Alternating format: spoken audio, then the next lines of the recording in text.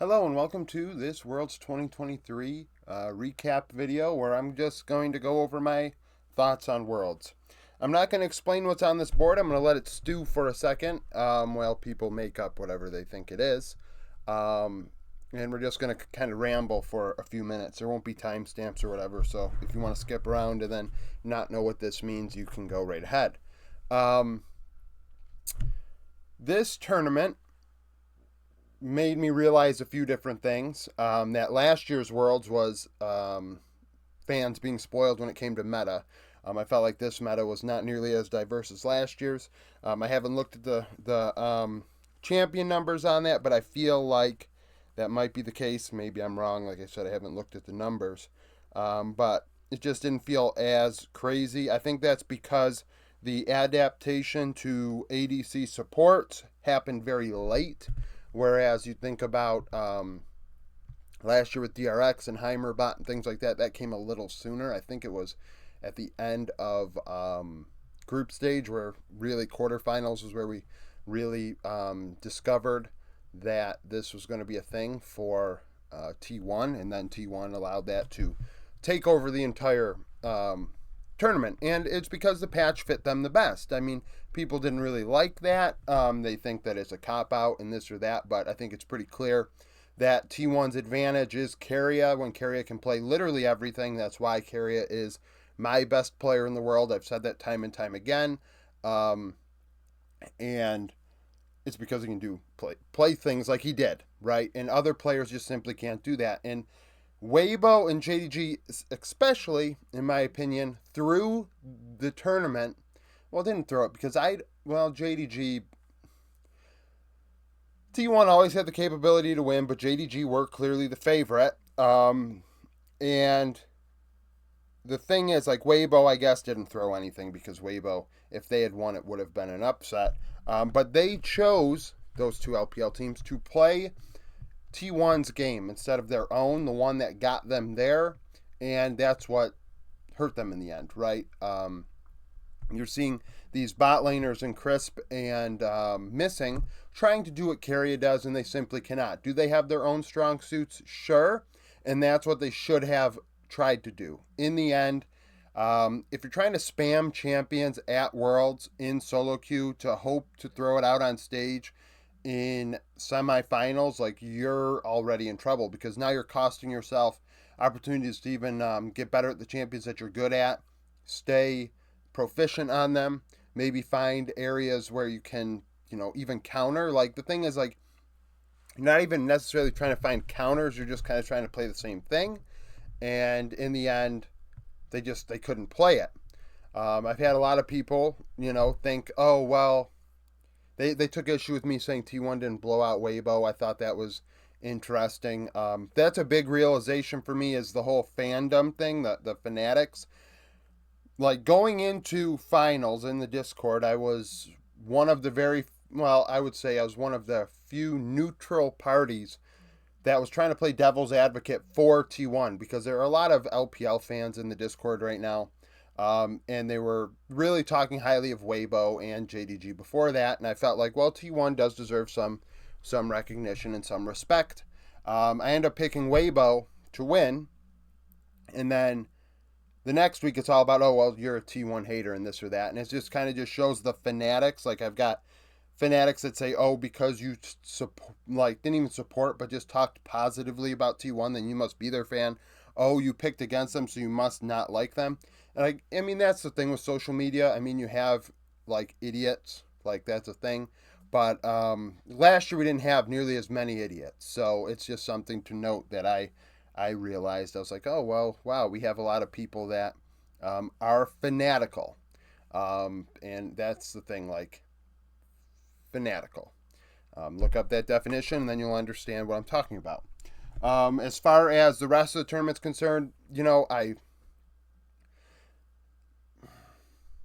I was surprised that LPL did have 3 of the final 4 teams. I thought KT would do better. Obviously, getting JDG was tough. I thought that D Plus would have done better, and they did not. Gen G, obviously, throwing against BLG sucked. A lot of people trying to make that seem like it was a lopsided series when I didn't think it was lopsided at all. Um, it's unfortunate now. Genji obviously are falling apart. They're getting rid of everybody, and you're seeing a lot of movement in the LCK and free agency right now. So I mean, the ripple effect from that is going to be tremendous. I thought Pays did really well in his first event. I thought Elk did very well in his first event. Hell, Light really took a step forward in this event, and hell, he's on the board, right? Um, and I think we're seeing the future of League. We're seeing, the potential of these great players coming back next year. Um, I don't. I just think this tournament was not anticlimactic. It's hard to get a tournament result like we did last year with Deft winning.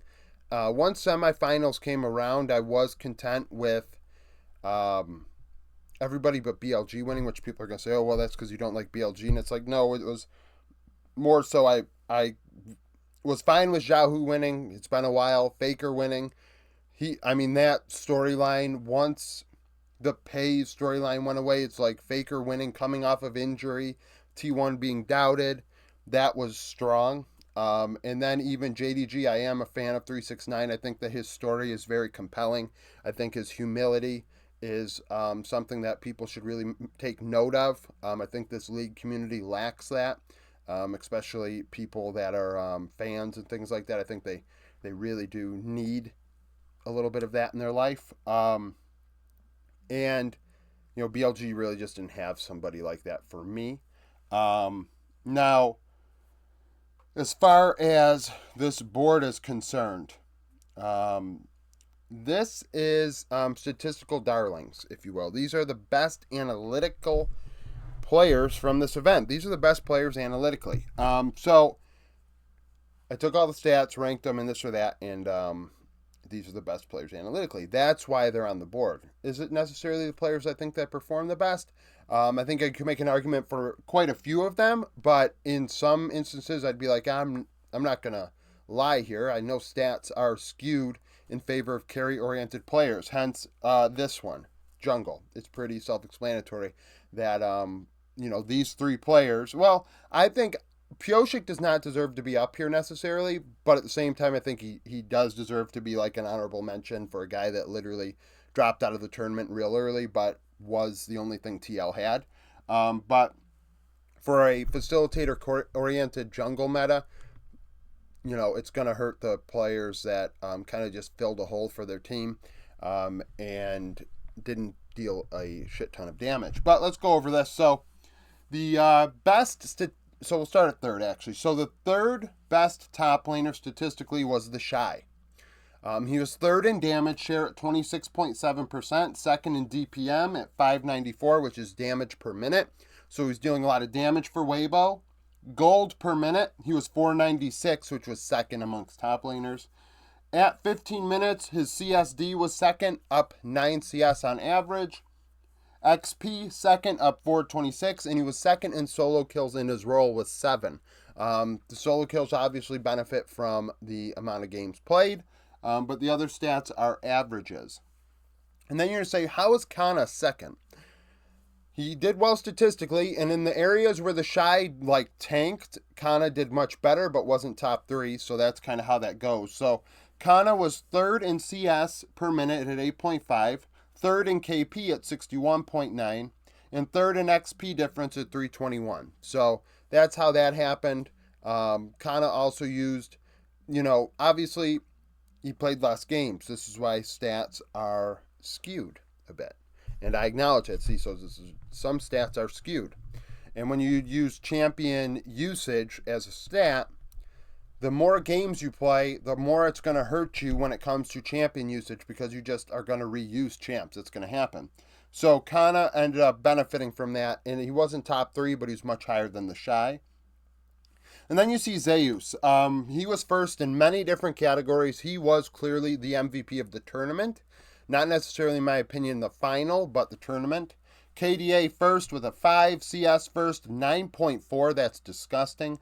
Gold per minute first, 451. Oh. That's probably supposed to be something else. Maybe third at 451. Damage share second, 28.9.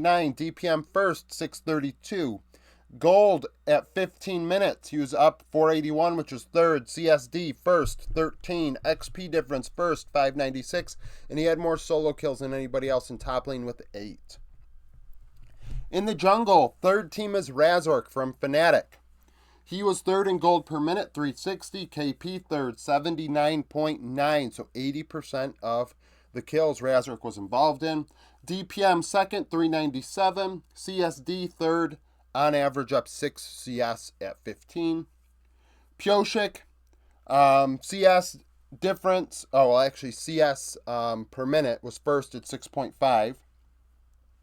Damage share second at 19.7. On average up 10 CS at 15 minutes, which was second. XP difference third, 390. And then lastly, we have Blabber, who was first in the jungle role, statistically. CS third at 6.3. Gold per minute first at 375. Damage share first at 20.6. DPM third, 382. Gold at 15 minutes third, 302. CS third, 6 up. And XP difference first at 477. So Blabber was ahead of his opponents at 15 minutes on average by quite a large margin, and dealt a lot of damage relative to his team. He was a carry-oriented player. Like I said, the jungle role was going to be very skewed for carry-oriented players more so than facilitators, and frankly, that happens with stats in general. In mid lane, Scout was the third team when it comes to stats. People are going to say, oh, well, look at how he did against T1. He choked, this, that, and the third. And it's like, actually, he can't choke. In my opinion, he can't choke because he's already won. Like, once you've already kind of won, you've kind of disproven that whole he fails under pressure, hence choking thing, because he won. He can lose the whole rest of the time. He's already proven, I've won already. I've already done this. And that's kind of how I view it. So, Scout from LNG. He was third in damage share at 28.3. On average, up 142 gold at 15 minutes, which was third. And was third in solo kills in mid with 3. Chovy, second mid laner. Third in KD at 5.5. CS, first at 9.3, so kind of reverted back to his old self. Gold per minute first at 426, makes sense with all that CS. On average, no surprise, he was the first in CSD at 15 with 5. XP second, 270, and also had 3 solo kills. Showmaker was first, had the best KDA amongst mids with a 6. CS was third, 8.9. KP first at 75.8. DPM third at 583, so he's involved, getting a lot of damage output, not dying a lot, CSing well, and at 15 minutes he was first in gold at 217, first in CS with 5, XP third, 257. So Showmaker was gapping his lane opponents relative to everybody else at this tournament. He was involved, he was dealing damage. A lot of people are going to forget how well Showmaker played at this event, and you could say that was also relative to the teams he was facing. I think that's fair to say, but stats are stats. Bot lane, third was Light. KP second, 74%. DPM third, 641. CSD third, up 4 at 15 minutes. And then solo kills, he had more solo kills amongst bot laners with 3. Deft, second team. KP third, 68.9. Damage share first, 32%. So he was the hardest carry at this event. DPM first, 699. XP third, 227. So he dealt a ton of damage. He was ahead of 15 minutes in XP. Excuse me. And then aiming. Aiming always ends up being on these lists for me. Statistically and analytically, aiming is excellent. He's been excellent since he started. People immediately think of his off the rift issues, and rightfully so, but we're not talking about those here. It's just statistically, aiming is very, very good. KDA third, 6.7. CS, 10.7 CS per minute was first at this event. Gold per minute, first, 485. KP first, 79.2. So he's very involved. He's getting CS. He's getting gold. He doesn't die a lot. Damage share, third at 30.6. On average at 15 minutes, he's up 350 gold, which is first. Had 2 solo kills. So solo kills kind of irrelevant at that point, but dealing a lot of damage, hard carry, not dying, CSing well, aiming continues to be very good, no matter where he goes, really. And lastly, support. Carria was my statistical third, support. KDA, he was first with an 8.3. Third in KP, 72.7. Damage per minute was first at 229. Vision score per minute, third, 3.82. And on average was third in wards placed per minute with 11. So placing a ton of wards. On from BLG was second. And that was a lot to do with his vision. He did very well with vision. We can't take that away from him. A player making his debut on the world stage like that. And showed up. Vision score per minute was first at 4.13. Wards placed per minute first with over, slightly more than Carria at 2.25. He would clear 0.57 wards per minute, which was third, so 3 cleared wards every 5 minutes, and would place about 3 control wards every 5 minutes, which was second. And then first was Mickey X, which a lot of people would be like, why is Mickey first? I can't believe that. Well, statistically, he was second in DPM at 201. Vision score per minute was second at 407. Wards placed per minute, he also placed about 11 wards every minute. Sorry, every 10 minutes. Why did I say 11 wards every... Sorry, that's not possible.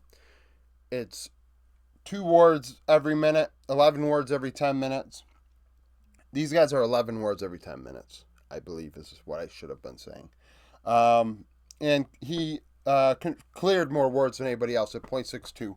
So 3 wards every minute he was clearing. So placing a lot of wards, clearing a lot of wards, getting vision, getting damage, which is nice for support, and a nice additional thing there. So Mickey, a very good worlds, as well as one would argue going into this event, the best Western player at the event. I think that would have been not outlandish to say. But yeah, so these are the players that did well statistically. I didn't label it because I know people might try and complain that they think it's the All-Pro list, and frankly, I wanted those comments. But as far as this tournament, like I started off, it was not as hype as last year. It wasn't as hype as last year. The end result is cool. I am happy Faker won after being injured. I think that is a great story. It furthers his legacy. His legacy was already pretty well-handedly set in stone, but I think people were saying, oh, he hasn't won in however many years, so those don't count, and this or that. And it's like, okay, well, we saw how bad the team was without him, and then we see that they won Worlds with him a couple months later. I think that says a lot. So, yeah. We'll see how next year goes. Thank you for watching. If you like the video, like it. Subscribe to the channel for daily League of Legends content. Follow me on Twitter. Join the Discord. Become a YouTube supporter. And hope to see you again tomorrow.